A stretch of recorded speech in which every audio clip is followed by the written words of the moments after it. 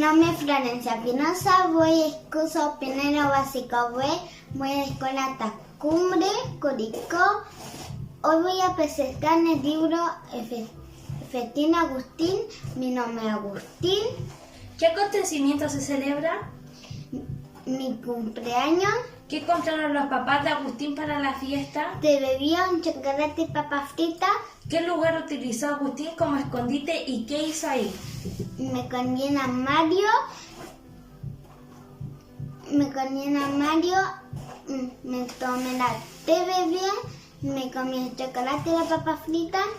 ¿Qué sucedió cuando Agustín salió del armario? Me dolía la guata. ¿Qué hicieron los padres de Agustín cuando este les cuenta que le duele la panza? Me dieron jarabe. ¿Cómo celebraron finalmente el cumpleaños de Agustín? Yo le pedí a mi mamá que me diera un cuento. Menciona el nombre y apellido del autor. Mauricio Palmene. La nacionalidad del autor. Chileno. Menciona 3 obras del autor. La cama mágica de Bartolo.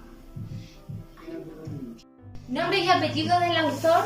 Mauricio Palmene. Nacionalidad del autor. Chileno.